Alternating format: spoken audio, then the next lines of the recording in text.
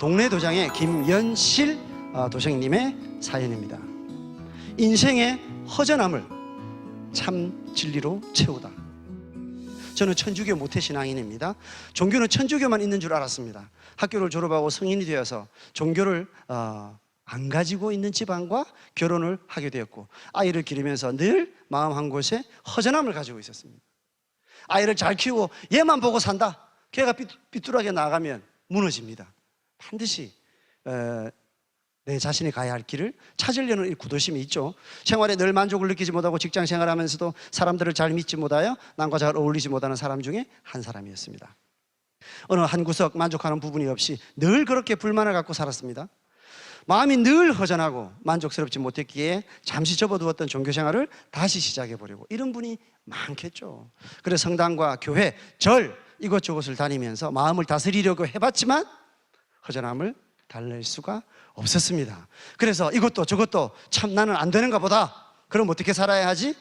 그래, 그냥 돈만 있으면 즐겁고 재미있는 이 세상에 남 하는 거 나도 다 해보고 신나게 살아보자. 아주 멋지지 않습니까? 예? 아주 쾌쾌하게 이렇게 이제 인생길을 정하셨어요. 제 자신과 타협을 했습니다. 이분도 이때까지도 타협이라고 생각하는 거죠. 뭔가 타협이라는 말 자체에서 뭔가 이분은 더 바른 길을 가고자 하는 마음이 아직도 남아있다고 봐야겠죠. 나름대로 열심히 일도 하고 주말에는 즐기기도 하고 돈을 버는 일이라면 어떤 일이든지 가리지 않고 하면서 살아보리라고 마음을 먹었습니다. 정말 돈과 물질적인 것만 보고 살아오던 중에 그렇게 사람을 믿지 못하던 제가 타인으로부터 마음에 큰 상처를 받고 한순간에 물질적인 모든 것을 다 잃어버렸습니다. 이분이 그것을 최고의 인생 가치로 삼았는데 그것을 다 잃어버렸어요.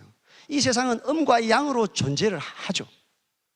반드시 물질적인 가치와 정신적인 가치에 조화를 이루지 않는 삶은 반드시 깨어질 수밖에 없습니다. 이분이 허전해했던 그 마음 그대로, 이분은 성견지명이 있었잖아요.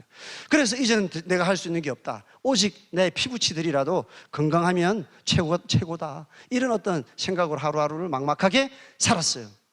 그렇게 시리에 빠져 있을 때 누군가 또 옆에서 다가왔다. 우리도 이런 분을 보면은 반드시 다가가야 된다. 직장 동료인 성현희 선배님께서 조용히 다가와서 시간 있으면 나하고 공부를 해보자. 자, 다른 데 가서 시간도 없고 관심도 없다. 이렇게 했을 터인데 워낙 힘든 시기인지라 마음을 안정시킬 수 있는 일이라면 정말 뭐든지 한번 해보겠다. 이제 지푸라기라도 한번 잡아보자. 저분이 이야기하는 그 말씀 속에서 내가 이렇게 편안해하고 기뻐할 수 있는 뭔가가 있을까? 이런 기대를 하는 거죠. 흔쾌히 그렇게 하겠노라 대답을 하고 따라 나서서 바로 공부를 하게 되었습니다. 공부를 시작하기도 전에 바로 머리에 뭔가 스쳐갔어요. 여기에서 나를 쓰시려고 지금까지 여러 곳에서 종교 생활을 하시게 하셨나 보다. 왜 이런 생각이 들었을까요? 이분은 어떤 진리가 참 진리라고 느껴진다면 내가 반드시 그것을 하겠다는 열린 마음을 가지고 있었습니다. 그리고 이런 마음 속에 그런 어떤 씨앗을 주는 조상님이 나한테 응기를 하게 되면서 그런 확신을 가지게 되는 거죠. 소름이 끼치면서 몸이 흥분되어서 견딜 수가 없었다. 나라고 하는 자아가 이렇게 조용히 있는데 이런 변화가 온다는 것은 외적인 어떤 신도의 변화라든지 이런 어떤 가르침이 오시는 것입니다. 그래서 견딜 수가 없었다. 이제 이것은 본인이 원했던 그 깨달음과 조우하는 정말 그런 소중하고 거룩한 순간이죠. 자, 그날 이후에 이분으로부터 상생 방송을 전해 듣고 그것을 보면서 아침 치성, 저녁 수행할 때마다 같이 청수를 떠놓고 상생 방송을 보면서 수행을 시작했습니다. 거기서 나오는 말씀들이 전부 내가 옳고 또 수긍되는 일이었기 때문에 수행도 이렇게 같이 했다는 거죠. 잘 알지는 못하지만 여기 모든 진리는 다 맞고 다 좋은 것이고 나를 살려줄 것이라는 이런 생각으로 기도를 했습니다. 그리고 이제 그분의 인도로 얼마 되지 않아서 부산 동네 도장에 방문을 하게 되었습니다. 그리고 본격적으로 도전 공부와 진리 공부를 하면서 신앙의 예법도 배우게 되었습니다. 그래서 태을주를 읽으면서 아침을 시작해서 주문을 외우면서 하루하루를 보내고 있는 지금 이렇게 마음이 편할 수가 없으며 수만 가지 걱정에 예전처럼 안절부절하던 그런 마음도 다 사라졌습니다. 온갖 힘든 일에도 참고 잘 견뎌내고 있는 저 자신을 보면서 스스로 감동받아 홀로 눈물을 삼키기도 합니다. 누가 어떤 진리를 이런 진리라고 이야기해서 그 진리가 그렇게 위대하고 감동적인 것이 되는 것이 아니고, 내 스스로가 그 진리를 생활하면서 내 스스로가 고요히 그것을 확신하게 깨달으면서 그 강한 확신과 깨달음에 이렇게 전율을 할 때 그 사람은 완전히 이렇게 다른 사람이 이렇게 되는 거고 성스러운 사람이 되는 것인데, 이분이 그 많은 어떤 구도의 시간 속에서 이것은 구도가 아니구나.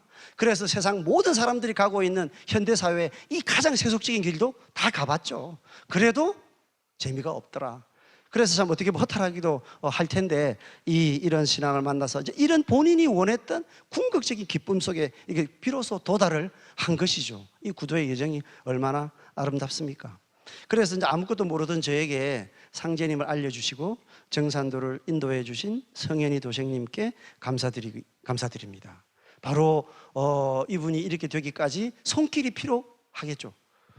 그 손길이라는 건 정말로 그 어떤 금은 보화를 전해주는 것보다 너무나 거룩한 손길이 아닐 수가 없습니다. 앞으로 도전을 열심히 읽고 진리 공부를 하면서 변치 않는 일심신앙의 길을 갈 것을 다짐하며 제 모든 열정과 성심을 다 바쳐 천지에 필요한 참 일꾼이 되겠습니다. 보은.